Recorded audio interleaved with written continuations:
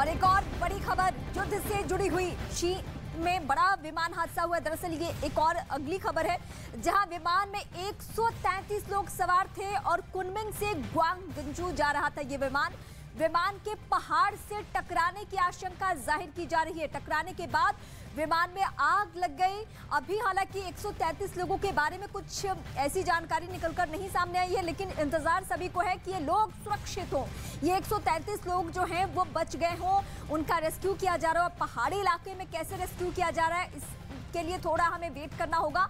लेकिन जो चीन से निकलकर खबर आ रही है कि एक विमान जिसमें 133 लोग सवार थे, वो विमान पहाड़ से टकरा गया, ऐसी आशंका जाहिर की जा रही है। शक गहरा चुका है। और ये देखिए, जहां पे विमान गिरा है वहां की तस्वीर इस वक्त हम आपको दिखा रही हैं। ये बहुत ही परेशान करने वाली तस्वीर इस लिहाज से, क्योंकि ये विमान एक दो नहीं बल्कि 133 लोगों को लेकर उड़ान भर रहा था।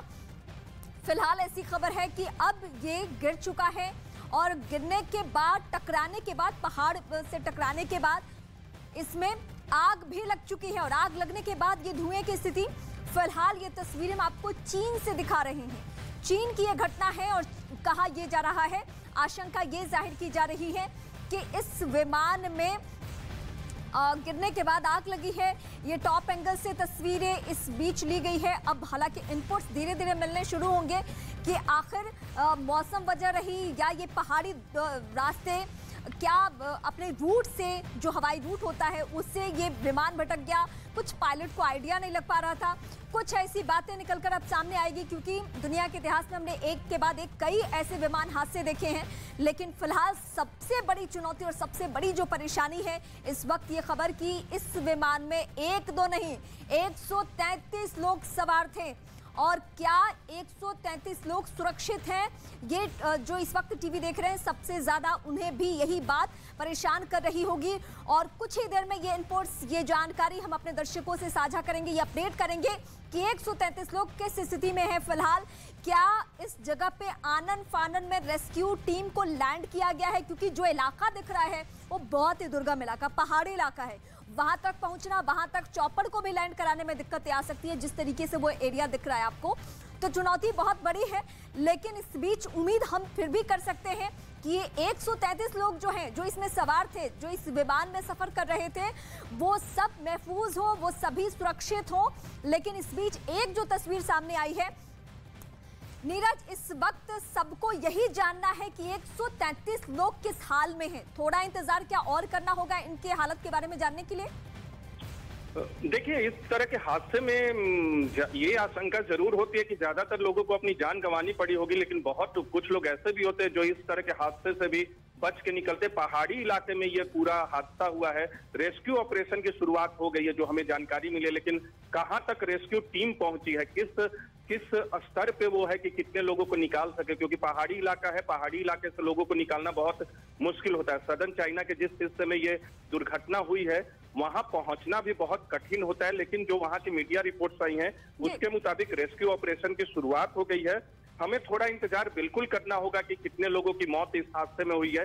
133 लोग जरूर सवार थे, कितने लोगों को अपनी जान गंवानी पड़ी है, कितने लोग बचे हैं इस हादसे में, इसके लिए थोड़ा इंतजार। लेकिन मैं फिर दोहरा रहा हूं कि इस तरह के हादसे में इसकी उम्मीद और आशंका जो रहती है कि ज्यादातर लोगों को अपनी जान गंवानी पड़ेगी, वो आशंका ज्यादातर मामलों में सच साबित होती है। लेकिन यही प्रार्थना कि ज्यादा से ज्यादा लोग इस हादसे से बच के निकले।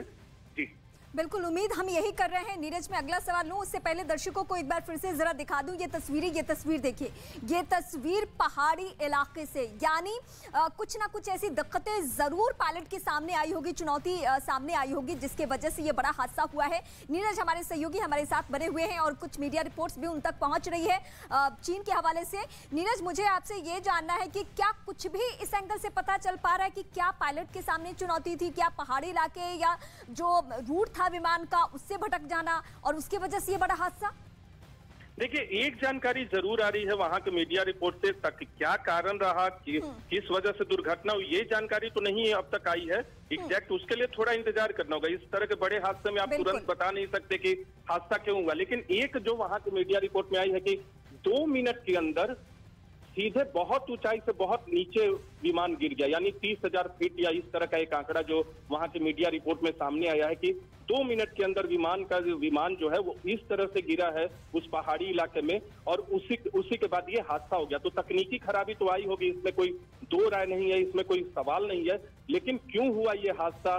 क्या वहां का वेदर कंडीशन खराब था या बाकी कुछ वजह से यह हादसा हुआ, पायलट की गलती से कोई हादसा हुआ, इसके लिए थोड़ा इंतजार करना होगा। लेकिन सबसे बड़ी बात यह है कि 133 लोग जो सवार थे उनमें से कितने लोगों की जान गई है, कितने लोग बच सकते हैं, क्योंकि उतनी ऊंचाई से गिर कर नीरज, मैं एक बार फिर आपको रोकती हूँ, जरा फिर से तस्वीरें मैं दर्शकों को दिखा दूं। इस वक्त ये ताजा तस्वीरें हैं और इस विमान के कैसे परखच्चे उड़े हैं वो तस्वीरें हम आपको दिखा रहे हैं। लेकिन फिर भी उम्मीद है सबको, हम सबको उम्मीद है कि लोगों की जान पे नहीं बनी हो, लोग सुरक्षित यहाँ से बाहर निकल जाए, अभी हम उम्मीद कर सकते हैं। लेकिन इस बीच ये जो तस्वीरें देख रहे हैं आप, ये भयावह तस्वीरें हैं इस लिहाज से क्योंकि एकदम दुर्गम इलाके में, एकदम पहाड़ी इलाके में इस विमान का जाके गिरना, और जैसा हमारे सहयोगी बता रहे हैं नीरज, उनके पास जो रिपोर्ट्स पहुंची है कि सीधे 30,000 फीट से नीचे, आप समझ सकते हैं अगर इस रफ्तार से कोई विमान गिरे तो सीधे जान पे बने, जो हम नहीं